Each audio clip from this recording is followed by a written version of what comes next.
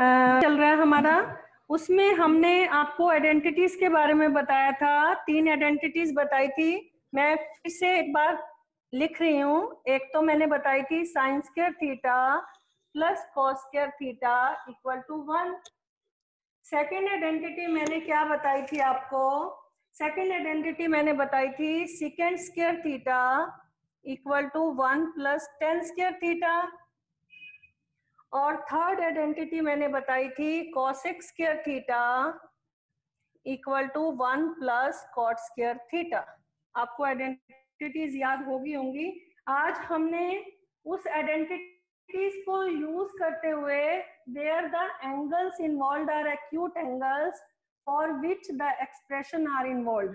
तो हमारे पास 8.4 एक्सरसाइज का 5th क्वेश्चन जो है, हमने ये 3 आइडेंटिटीज यूज करके और कुछ जो मैंने टर्म्स आपको बताई थी, जैसे साइन का रेसिप्रोकल 1 बाय कोसेक, कोसेक जो है साइन का रेसिप्रोकल, और साइन जो है कोसेक का रेसिप्रोकल, और कॉस जो है सेकेंड का रेसिप्रोकल, और सेकेंड जो है वो कॉस का। दोनों एक दूसरे के रेसिप्रोकल हैं। और टेन जो है वो कॉट का रेसिप्रोकल। ये सारी टर्म्स मैंने सारी आपको बताई थी जो हमें ट्रिग्नोमेट्री में यूज करनी है। तो आज हम इन सब चीजों को यूज करते हुए हमें ये प्रूव करना है। तो मैंने 5th पार्ट का फर्स्ट क्वेश्चन लिया है आज। Cosec theta minus cot theta का whole square is equal to 1 minus cos theta upon में 1 plus cos theta. Now left hand side मुझे राइट हैंड साइड के इक्वल करनी है। तो मैंने लेफ्ट हैंड साइड ले ली cosec theta minus cot theta. ज्यादातर ये क्वेश्चन अगर आप साइन कॉस में चेंज करते हो तो आपको इजी हो जाएंगे। अब कोसेक मैंने आपको बताया है वो 1 अपॉन साइन थीटा, साइन का रिवर्स। और कोट थीटा जो है वो कोशेंट मैंने बताया था, इसे हम इस तरह से भी लिख सकते हो। कोट को टेंजेंट का तो रिवर्स होता ही है, और इसे हम कॉस अपॉन साइन का डिवाइड करके भी हम इस तरह से भी लिख सकते हैं। ये मैंने रिलेशन बताया था ना, कोशेंट रिलेशन। तो अब हम क्या करेंगे, नेक्स्ट स्टेप हम क्या करेंगे, now I will take the LCM. Sine theta LCM आ गया क्योंकि दोनों तरफ सेम है। साइन थीटा से साइन थीटा कैंसिल हो गया, 1 बचा। साइन थीटा से अगेन साइन थीटा कैंसिल हो गया, यहां बचा आपका कॉस थीटा।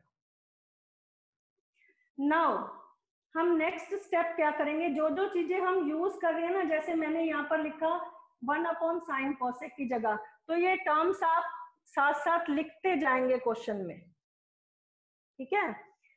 तो अभी तो मैं इसे रब कर रही हूँ क्योंकि मैंने आगे क्वेश्चन को सॉल्व करना है। जो जो चीजें मैं यूज कर रही हूँ वो आपको बता रही हूँ।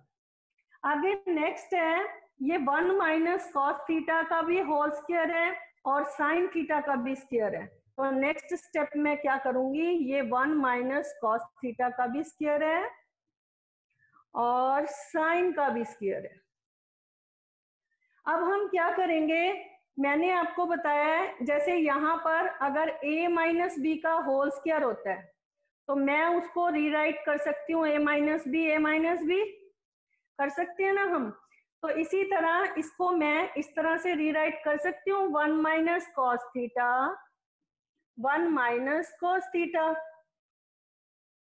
और साइन स्क्वायर थीटा, यहां पर मैंने आपको आइडेंटिटी बताई थी, मैं यहां पर लिख रही हूँ फिर क्योंकि मैं रब कर दूंगी ये वाला। मैंने आपको ये आइडेंटिटी बताई थी sine square theta plus cos square theta equal to 1। तो मैं यहाँ साइन स्क्वायर की जगह साइन स्क्वायर को यही रहने देती हूँ। अगर मैं कॉस स्क्वायर को यहाँ ट्रांसपोज कर दूं तो इसका मतलब साइन स्क्वायर हमारा 1 माइनस कॉस स्क्वायर थीटा के भी इक्वल है। तो इसकी जगह साइन स्क्वायर थीटा की जगह मैं क्या लिखूंगी, 1 माइनस कॉस स्क्वायर थीटा। तो मैंने साइन स्क्वायर थीटा की जगह क्या लिख दिया, 1 माइनस कॉस स्क्वायर थीटा। ऊपर तो मैंने a माइनस बी का whole square equal to a minus b 2 बार दोनों ब्रैकेट में लिख दिया। अब ये है आपका a minus 1 minus cos square theta. तो यहाँ पर कौन सी आइडेंटिटी यूज हुई? ए स्क्वायर माइनस बी स्क्वायर। 1 का स्क्वायर 1 ही होता है,